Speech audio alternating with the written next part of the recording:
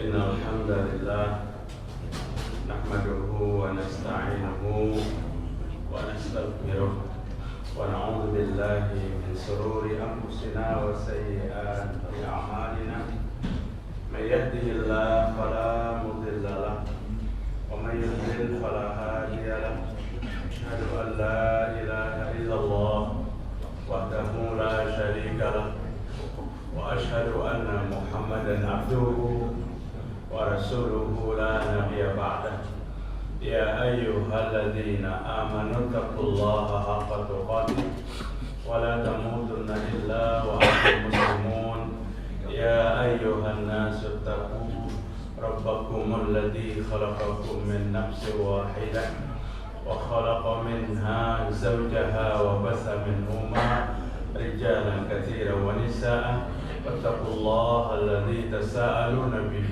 والأرحام إن الله كان عليكم رقيبا فإن أصدق الحديث كتاب الله وخير الهدى هدى محمد صلى الله عليه وسلم وشر الأمور محدثاتها وكل محدثات بدعة وكل بدعة ضلالة وكل ضلالة في النار.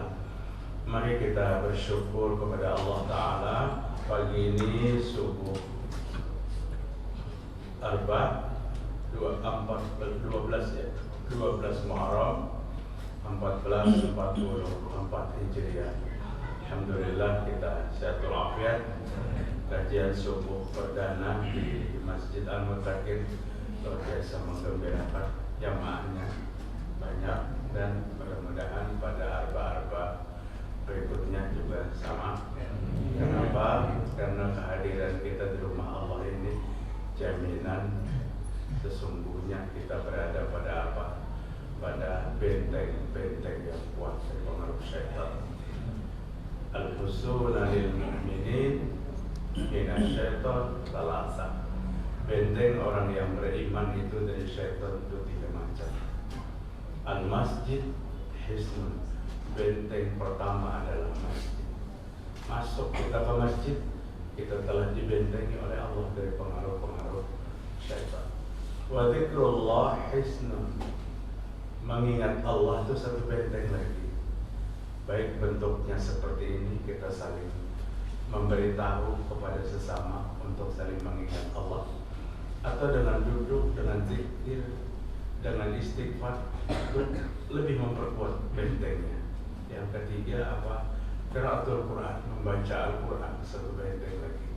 Ketiga-tiganya ini kita laksanakan di masjid. Karena ada kerugian orang yang mencintai masjid. Rajulun qalbuhu mu'allaqun bil masjid. Ada seseorang yang hatinya selalu merindukan masjid.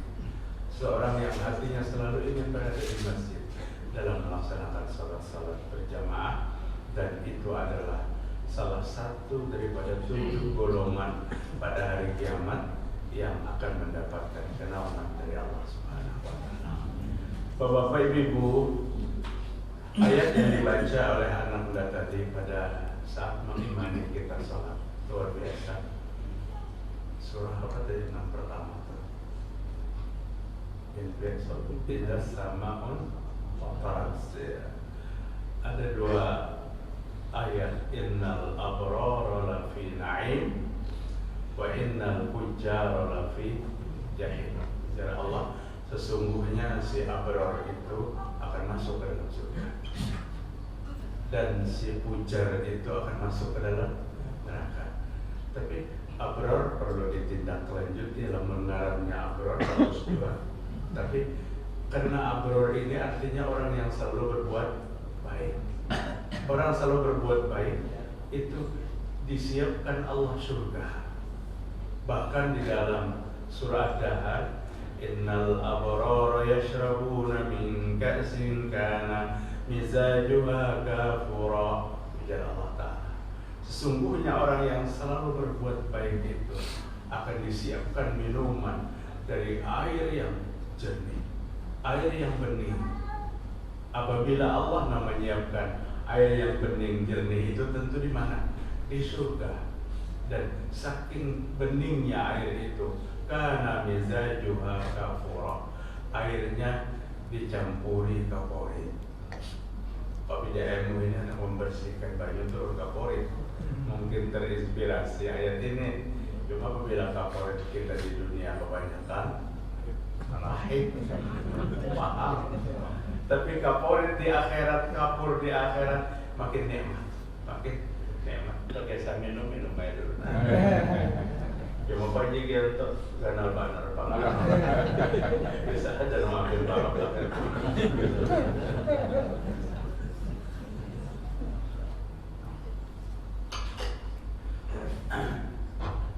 Ini cerita-cerita yang pasti terjadi di Al-Quran.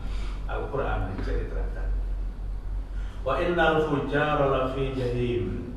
Sesungguhnya orang yang al-fujjar, gawiannya itu selalu buruk, dari ucapan, dari perbuatan, dari apapun, diisi dengan perbuatan-perbuatan buruk, maka akan terancam oleh dasarnya neraka, akan disiapkan neraka.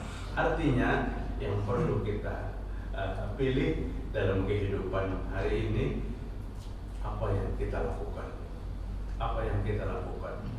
Tidak perlu siapa kita, kalau siapa kita kedudukan kita sama. Orang manapun kita tinggal, dimanapun anak siapa, warna kulit, negara mana, itu kita sama. Tapi yang kita cari dalam kedudukan siapa kita, apa yang kita kerjakan, apa yang kita lakukan. Manakala dalam hidup kita kecenderungan untuk berbuat baik, tidak salah kalau kita berharap besar Allah akan menjanjikan surga. Tapi jika apa yang ditebal ini keburukan, maka Allah juga menjanjikan dengan dasarnya.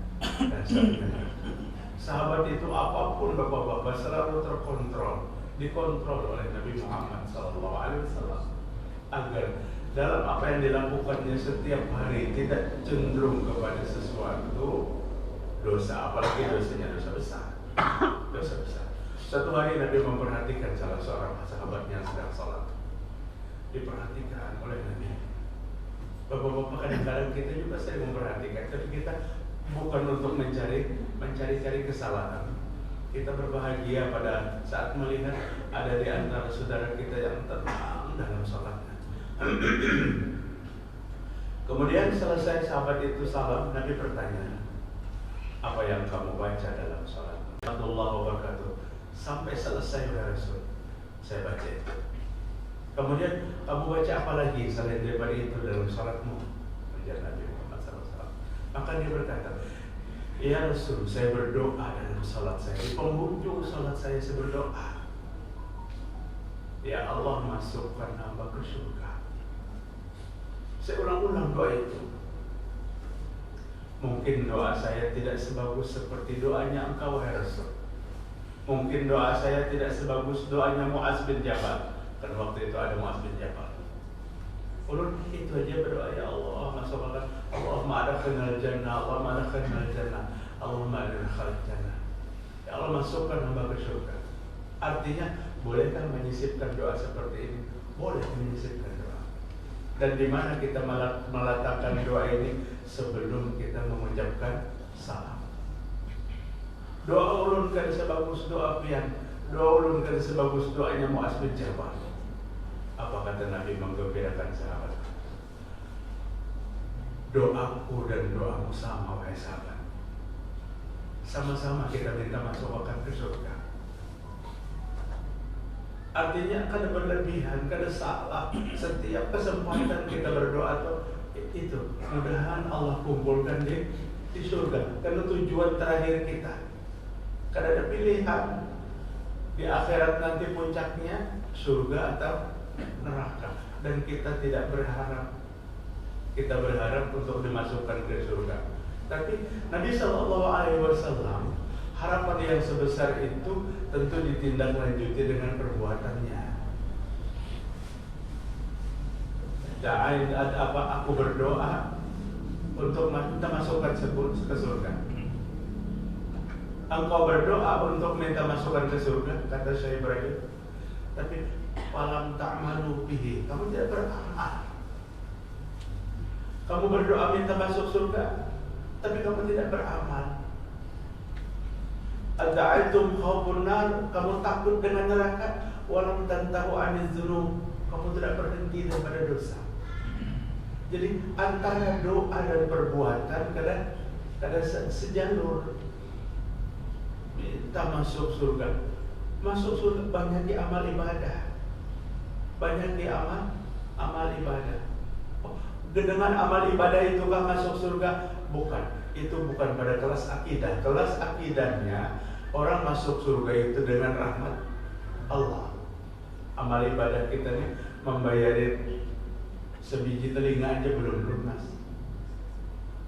Allah masukkan kita ke surga dengan rahmat Allah, tapi Allah memberikan rahmat kepada orang yang taat. Di sini rumusnya. Kalau ada yang katakan ibadah jangan dikait-kaitkan dengan surga, Allah yang mengaitkan itu. Innal ladzina amanu wa 'amilus shalihat kanat lahum jannatul firdausi nuzula. Orang beriman dan beramal saleh, surga Firdaus tempat kembalinya. Surga Firdaus itu surga yang ditempati oleh para nabi-nabi dan syuhada dan saleh. Allah yang katakan itu. Kalau mau beribadah jangan berharap surga. Apa yang diharap? Surga kita harap karena Allah menjanjikan. Jadi antara kelas akidah dan kelas syariah jangan dicampur aduk. Datang lawan kawan, kopiah tidak termiring-miring, tapi berselendang.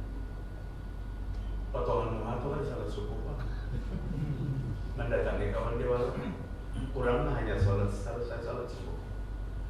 Tujuan kita salat itu apa? Ujar nang saiku, mudahan Allah memasukkan ke surga. Kan salah. Jika ia berkata dengan sholatku aku masuk surga, itu salah. Mudahan Allah masuk ke surga. Ujar nang kopiah miring-miring dari sholat hendak masuk surga itu kalau benar. Berarti tasawuf mau sampai. Berenang berbicara tasawuf itu pak, ada tapi mengamalkan tidak. Tapi urusan pembicaraan menyerang luar biasa. Kita berharap, tetap kita berharap. Karena yang menjanjikannya Allah Ta'ala, innal ladzina amanu wa 'amilus shalihat ulaika hum khairul bariyah jazaohum inda rabbihim jannah. Orang beriman, beramal saleh itu manusia terbaik kata Allah Ta'ala. Allah janjikan kepada mereka surga yang mengalir. Nabi senang pada saat mendengar sahabatnya minta masuk surga.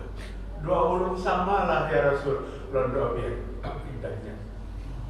Diskusi ringan, diskusi bahagia antara sahabat dengan Rasul.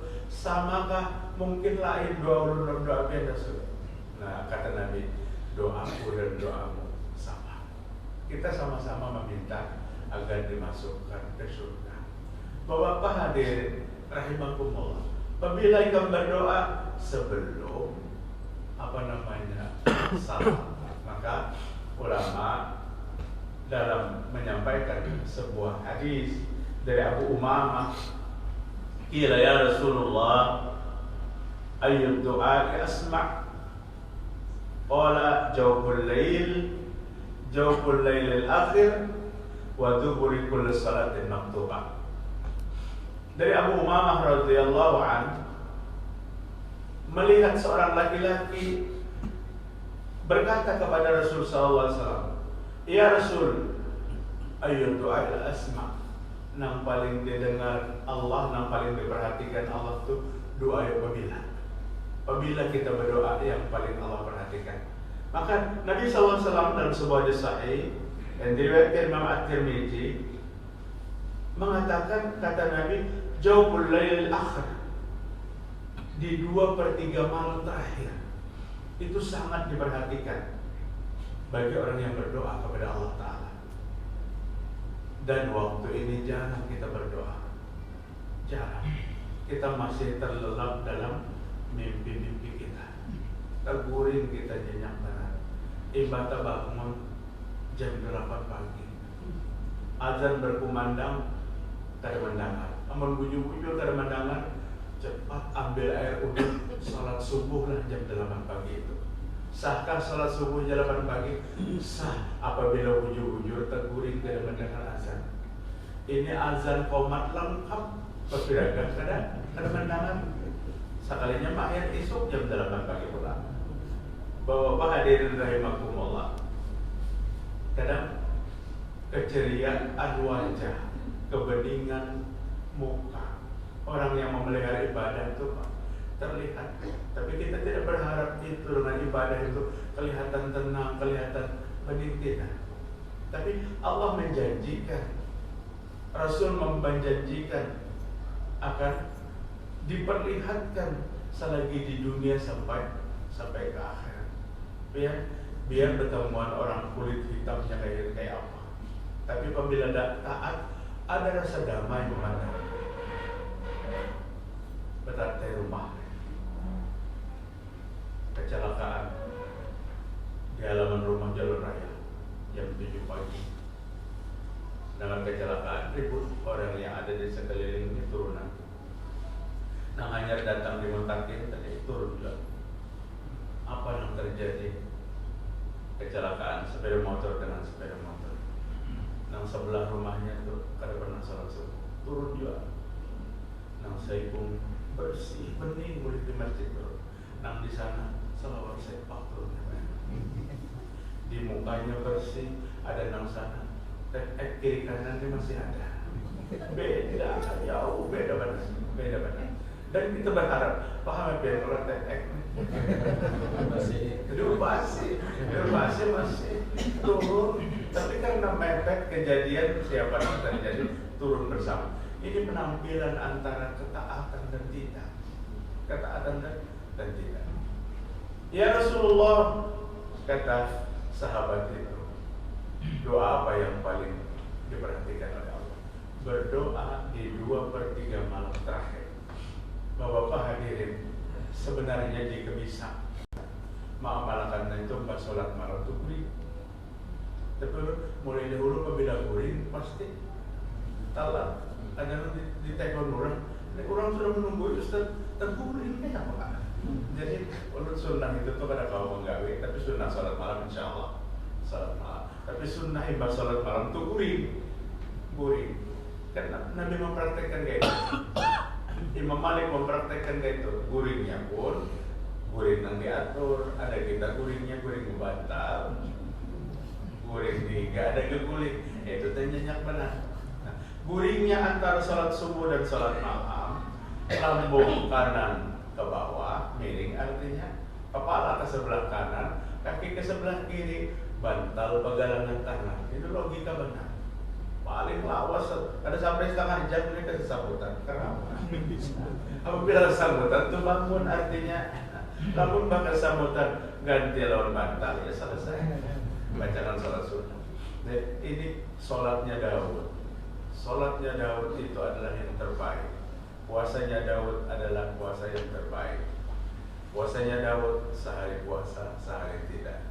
Sholat Daud jangan kita berjamaahkan dalam puasa. Berarti Nabi Daud sehari sholat, sehari tidak. Kemudian Nabi SAW katakan lagi doa yang sangat diperhatikan oleh Allah. Wa dzukuri kulli sholatin maktubah. Orang yang berdoa setiap selesai sholat wajib. Kita tahu hadis ini. Wa qad ikhtalafa fi dzukuri sholatin maktubah wa qabla salam wa ba'da salam. Kita tahu pendapat ini. Ulama berbeda dalam memahami hadis ini. Ujian Nabi, doa yang paling diijabah, diperhatikan oleh Allah, doa setelah selesai sholat. Di duburi kulli sholat. Di dubur, dubur itu anaknya paling belakang kan. Nah, di duburi kulli sholat. Wa qad ikhtalafa ulama berikhtilaf, ulama berbeda pendapat. Yang dimaksud dubur di penghujung sholat itu doanya dibaca sebelum salam, dan pendapat yang cukup banyak doanya dibaca sesudah salam. Kalau ulama-ulama besar masa lalu saja berbeda pendapat, kada bisa menyelesaikan itu, maka terus apa yang terbiasa dalam kita. Jangan perbedaan dalam pemahaman oleh para ulama ini menjadikan kita saling menyerang di antara kita. Ada dasarnya Kenapa mau berdoa imbas sholat? Ini nang menggawi doa imbas sholat itu ulang-ulang besar masalah. Ujar nang imbas sholat, kenapa kamu gak ada berdoaan? Nang paling damai itu silakan jalan masing-masing. Perbedaan dalam puluh dan cabang-cabang kecil dalam ibadah jangan menjadikan perselisihan di antara kita. Ulun ini terbiasa imbas sholat terus kan? Ulun terbiasa sebelum salam terus kan? Lemah sebelum salam sedikit terbatas, apalagi nang berdoanya sebelum salam itu imam. Mau imam bina doa salamat diangkatnya panjang banget. Kalau sesudah salam silakan kita angkat tangan kita. Jemaah sekalian rahimakumullah, sama dalam sholat itu. Yang berbeda dan sering dijadikan alasan untuk saling menyalahkan adalah turunnya dari iktidal ke sujud.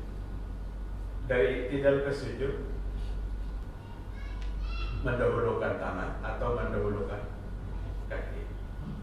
Sami Allahu liman hamidah, Allahu akbar. Dahulu kaki. Kata Ibnu Qayyim Al-Jauziyah, yang mendahulukan kaki itu benar dan sahih kata beliau. Kaifiat salat oleh Al-Imam Al-Bani dahulukan tangan. Kedua ulama besar ini mengambil kepada hadis sahih. Bahkan dalam kitab yang sama, dalam Sunan Abu Dawud, dahulukan lidukut, dan juga ada dahulukan tangan. Jangan juga berdepan. Ini dihiga beristilah melihat tangan kamu betul-betul hancur salat kita. Menengok beristilah sebelahnya tangan kamu dahulu lidukut kan dulu. Kenapa? Bapak Ibu hadirin rahimakumullah, ulun sering menyampaikan kepada jamaah kenapa di Makkah, Madinah itu usuh benar, Pak. Usuh benar. Padahal di sana gudangnya perbedaan. Gudang perbedaan. Biar hendak melihat orang kada bersedekah kapan di sana. Allahu Akbar. Tangan pinjamnya. Orang ruku-ruku juga, orang sujud-sujud juga. Macam-macam. Allahu Akbar. Ada parang benar jambut, ada di atas dada. Tapi kita usul di sana. Paling sering ke situ tuh air mata keluar. Apalagi pada saat sholat subuh. Nikmat. Kada paham ayat yang dibaca imam umpatan juga menangisan karena suasana. Kenapa? Karena dari hotel kita turun kada mencari perbedaannya. Perbedaan-perbedaan yang ada jadikan untuk meringankan kita, bukan potensi untuk saling menyalahkan. Dakwah itu kan menyirami, Pak. Menyirami. Allah yarham. Ustaz Abidin Ilham mengatakan menjaga beliau, orang sering mengulang-ulang, dakwah itu menyirami. Tapi jangan nang disiramakan tuh air comberan. Imbak tuntung keluar masjid bakalahi berkah. Nah, pendainya nang dikeluarkan sumpah serapah. Nang disiramakan tuh apa? Air hujan. Setianya dia mengelilingi kemana-mana. Orang ketujuh launinya, orang kadang ketujuh disiramnya. Yang disiramakan itu apa? Air sumur minimal. Lamun ustadznya, kiainya kada tepi kawan kuat lagi berjalan kemana-mana. Kita masjid ada majelis-majelis kecil, majelis-majelis besar. Bawa jerigen, bawa ember, ambil ilmunya, sumurnya. Nah sudah kada kawal lagi, lamun masih kawal berjalan bagus. Atau menghadap bening lagi atur supaya airnya nang datang ke rumah kita. Ini dakwah nang puncak. Banyak apa tuh nang sampai ke rumah kita? Leden, Pak. Tapi jangan telat 2 bulan. Kalau telat 2 bulan diputus. Bapak hadirin rahimakumullah. Nabi sallallahu alaihi wasallam katakan, doa yang paling diperhatikan oleh Allah Subhanahu wa taala 2/3 malam terakhir, dan setiap duburi kulis salat. Rugi orang yang tidak berdoa, karena doa itu ibadah. Dan kita pasti yakin setiap doa itu pasti dijawab. Dalam sebuah hadis yang diriwayatkan Imam Muslim, Rasulullah SAW menjelaskan setiap manusia berdoa itu Allah kabulkan dari 3 cara. Tapi pasti Allah kabulkan. Kalau doa itu pasti dikabulkan, kada pernah bosan kita meminta. Kada pernah bosan kita meminta.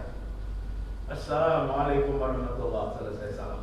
Assalamualaikum warahmatullahi wabarakatuh. Laki-laki itu berdampingan duduknya dengan Abdullah bin Mubarak, seorang ulama besar, ulama hadis. Begitu salam, ada sempat lawas, angkat kaki, melangkahi pundak-pundak saudaranya. Begitu ia hendak mengangkat kaki, ditangkap sidin gabesnya. Duduk di sini. Sombongnya kamu, apakah kamu tidak butuh apa-apa dengan Allah Ta'ala? Begitu salam, langsung kamu tinggalkan. Maka disunnahkan untuk pada posisi kita sholat itu kita berada dalam zikir. Zikirnya kan lebih panjang, Pak. Di mana kita duduk? Di mana kita duduk? Di situ kita berzikir. Allahumma antas salam, istighfar 3 kali. Allahumma antas salam, wa minkas salam. Tabaraka ya, zal jalali seterusnya. Baru kita yang terbiasa dengan doanya sesudah sholat, berdoa. Yang terbiasa doanya sebelum salam, silahkan. Kawan yang dihiga ini, lihati kondisi kawan yang dihiganya. Karena ada perintah lagi. Ada perintah lagi bagawilan. Bagawilannya apa? Penghuruf tempat duduk. Kamu berat, hanya maju beberapa langkah, atau mundur beberapa langkah, atau ke kanan dan ke kiri bergeser beberapa langkah, untuk merubah kedudukan di waktu sholat wajib dengan sholat sunnah. Karena bumi Allah itu tempat sujud paling banyak. Itu nanti bersaksi di hadapan Allah Subhanahu wa Ta'ala. Kita butuh persaksian yang banyak pada hari itu. Apalagi persaksiannya kita dalam ibadah sholat. Tapi jika saudara kita sedang mengangkat tangan, jangan digawil-gawil.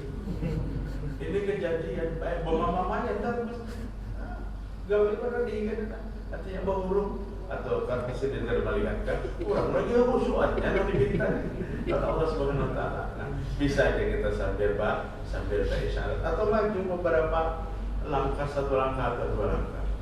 Semua gerakan apa yang dilakukan dalam sholat itu tidak ada yang tidak bernilai ibadah. Maka Nabi Muhammad SAW mengatakan dalam hadis yang diriwayatkan Imam At-Tirmidzi dari Ummu Habibah radhiyallahu anha, ini hanya sholat sunnah. Man hafadha asyara rak'ataini setiap kali, maka Allah Subhanahu wa Ta'ala mengharamkan jasadnya disentuh api neraka. Padahal 12 rakaat itu sholat wajib, sholat sunnah. Sholat sunnah, Bapak-bapak. Sholat sunnah. Bahkan puncak dari sunnah rawatib itu adalah 2 rakaat sebelum subuh. Sampatkan 2 rakaat sebelum subuh. Teman-teman, alhamdulillah, al-mutakin ini kan kita perdana subuh ini. Sempat kalau Ar-Rahim, Hasanuddin belum sempat 2 rakaat sebelum subuh itu setelah azan, kemudian kita kerjakan di rumah. Persis datang ke masjid, tahiyatul masjid. Tapi tadi takutan al-mutakin gue pernah cekat komatnya, ternyata ini bagus. Masih jeda waktu cukup untuk melaksanakan sholatnya di rumah, karena Nabi melaksanakan itu di rumah. Sunnah rawatib itu Nabi melaksanakan di rumah. Kalau bang orang salam bertuntung doa, gulingkan imbah maghrib, guling imbah isya, guling, jangan dikira ada sunnah rawatib. Karena sholat sunnah rawatib dikarenakan Nabi di rumah. Nabi sebagai imam sholat datang ke masjid, jamaah langsung seperti berdiri. Tapi apabila jarak jauh, rumah ulun di Sungai Andai, hendak sholat sunnah rawatibnya di rumah, sementara kajian di Al-Jihad, ini pasti kan sama. Jaga mampu takkan orang nama ada, pelingau orang ada datang. Ujar Anas bin Malik radhiyallahu anhu dalam hadis yang sama, 12 rakaat yang kita laksanakan setiap hari itu apa? Maka Allah akan membangunkan rumah di surga. Allah akan bangunkan rumah di surga. Berbeda ulama menanggapi ini. Ada yang mengatakan selama hidup dia melaksanakan sunnah rawatib 12 rakaat, maka Allah akan bangunkan sebuah rumah di surga. Ada juga yang mengatakan, Ustaz, Tiap sunnah rawatib kan sebuah rumah, artinya sehari sebuah rumah. Walau jangan tapi sakit pemikiran. Janji Allah pasti. Pada banyak-banyak sebuah rumah pun jika letaknya di surga, ada rumah anak Ica, rumah anak bujuran. Jadi jangan berkalkulasi pada hulu ya, kadang-kadang ada apa. Berarti setiap hari sebuah rumah, setiap hari banyaknya Pak, di rumah disewakan. Kan ada rumah sewaan. Ada rumah sewaan. Bapak-bapak hadirin. Kemudian Abdullah bin Abbas radhiyallahu anhu dalam hadis yang diriwayatkan Imam Bukhari, Rasul berpesan kepadaku agar aku jangan tinggalkan 10 rakaat. Ini juga kadang-kadang menjadi perbedaan. Kenapa? Biar maka 10 seharusnya 12. Dua hadis Anas bin Malik dan Ummu Habibah 12. Abdullah bin Abbas yang diriwayatkan Imam Bukhari 10. Tahu aja biar hitungannya. Apabila 10 sebelum zuhur 2, sesudah zuhur 2. Sesudah maghrib 2, sesudah isya 2, sebelum subuh 2. Apabila 12 sebelum zuhur 4. Jadi yang penting mudah-mudahan Allah menjagakan kita. Allah menjagakan kita. Yang kadang-kadang apa bapak-bapak ibu-ibu, nggak ada sempat lagi itu sunat ba'diyahnya, qobliyahnya sempat, ba'diyahnya nggak sempat lagi. Kadang-kadang zikir aja setelah sholat buru-buru keluar. Sekalinya mbak sampai di luar apa? Membalas WA. Nah ini saya teknologi yang kita pegang jangan mengganggu konsentrasi kita. Konsentrasi kita jangan terganggu. Orang pemain sepak bola aja kadang mau membawa HP ke lapangan. Kita perlu itu, tapi kita selenlah kita matikan. Andak di kantong itu sudah bukan barang yang kita bersombong-sombong dan pokoyo-poyo lagi. Itu penting bagi kita. Mau taruh dalam tas, tapi dimatiin. Jangan waktu sholat berbunyi tanda panggil. Nang sholatnya nih kada tapi belajar banget kepiat sholat yang baik dan api balik ke dada. Lajnah Daimah Arab Saudi, maka kita kumpulan majelis ulama di Saudi membolehkan mematikan api di dalam sholat jika tanda panggilnya berbunyi yang mengganggu konsentrasi. Hati-hati memilih tanda panggil. Terpilih tanda panggil, begadang jangan begadang. Itu kan mengganggu konsentrasi. Andaknya di kantong, ambil, matikan. Boleh kita. Khawatir kepada dipanggilnya pulang, ikuti aja. Pas dipanggilnya pulang, jangan muyang mematiinya. Muyang, jengkel, sholat belum tutup. Siapa kan? Orang sholat kita nak berbahaya sholatnya. Maka dalam syariat itu bagus kita dituntun. Tuh tempelkan di dinding. Matikan HP apabila sholat. Namun kada ditempelkan karena imam yang berkomentar. Saprapatkan, luruskan jadi imam. HP dimatikan. Baik kalau di situ aja. Helm diamankan. Jangan ubah kita. Imam boleh mengingatkan itu. Mengingatkan yang berhubungan dengan kesempurnaan ibadah sholat. Yang terakhir, perlu ingin sampaikan. Nabi Muhammad SAW bersabda, Nabi melihat setan masuk ke celah-celah saf yang tidak dirapatkan. Setan masuk ke celah-celah saf yang tidak dirapatkan seperti anak kambing menyelinap. Seperti anak kambing. Bagus benar hadis Rasul itu sering mencontohkan. Coba pada saat Nabi menjelaskan tentang sholat duha itu awal waktunya berapa? Adakah Nabi menyebutkan waktunya? Paling afdal sholat duha itu pada saat anak unta sedang kepanasan. Dari ukuran waktu anak unta yang ada lahir itu sudah mulai panas menginjak batu-batu dan pasir-pasir. Ukurannya di Makkah, memang Nabi di Makkah, di Madinah. Mungkin kita mencari anak untanya wina kepanasan di sini tidak. Tapi Nabi tidak menyebutkan waktu. Nabi tidak menyebutkan waktu. Sama, aku melihat setan menyelinap mencari sap-sap yang kosong. Setan akan masuk. jangan ditantang, jangan ada kada percaya. Kada percaya lawan apa yang Nabi sampaikan sama dengan kada percaya dengan kerasulannya Nabi Muhammad SAW berbahaya. Karena apa? Karena ada ulama yang berkata, bagus lagi saya tempat sholat ya. Ini mengolok Pak, mengolok-olok. Artinya kita sepakat, tapi alhamdulillah untuk masjid-masjid kita, kalau ingin katakan sudah luar biasa Pak.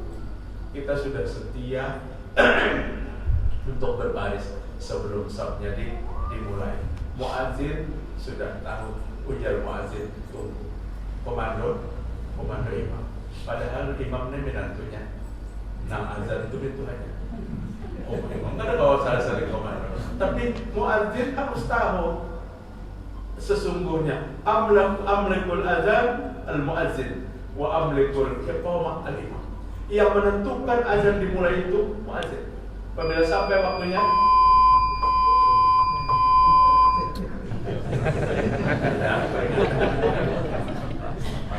ada merasa Pak, hari ini deh Pak. Minta maaf sedikit aja loh tambah ya lah. Kalau benar anak-anak sesuatu pegawai. Yang menentukan azan itu muadzin. Apabila waktu azan sampai, muadzin ada perlu laporan dengan ketua masjid lagi.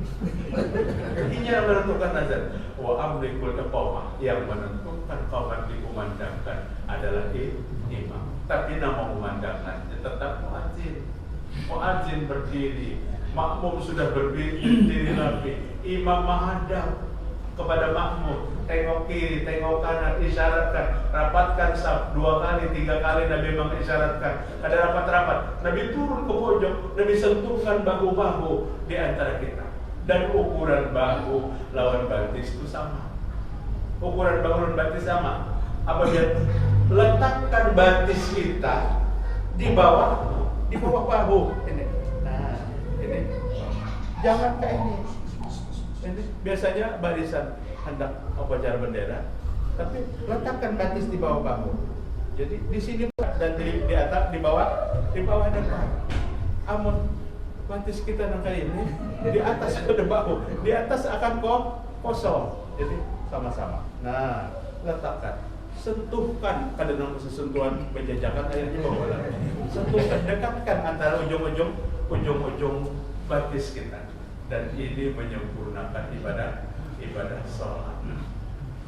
Datangi saf di muka, jika saf di muka kosong. Seyogianya yang paling pantas untuk duduk di muka orang yang pertama datang. Oh, tapi itu jenderal di belakang. Karena apabila terlambat, jenderal harus siap di belakang. Jadi Bapak hadirin dan rahimahullah, kunci dapat terakhir kepada ulun sampaikan kepada kita, silahkan kita berdoa itu berikul salat setelah ibadah salat. Mau doanya sebelum salam atau doanya sesudah salam, kedua-duanya tidak ada yang perlu disalahkan. Silahkan kita salat dengan mendahulukan lutut, karena itu adalah Imam Ibnu Qayyim al-Jauziyah. Silahkan kita mendahulukan 2 tangan, karena itu adalah Syekh Imam Albani. Kedua-duanya ulama besar. Kemudian kita ada di Masjid Al-Muttaqin ini menyalahkan salah satu di antara yang 2. Kasihan ilmu kita ada. Ya, berpegang teguh dan keistiqomahan adalah sesuatu yang benar dari Allah Subhanahu wa taala. Subhanallah. Alhamdulillah, asyhadu an la ilaha illa anta, astaghfiruka wa atubu ilaik. Assalamualaikum.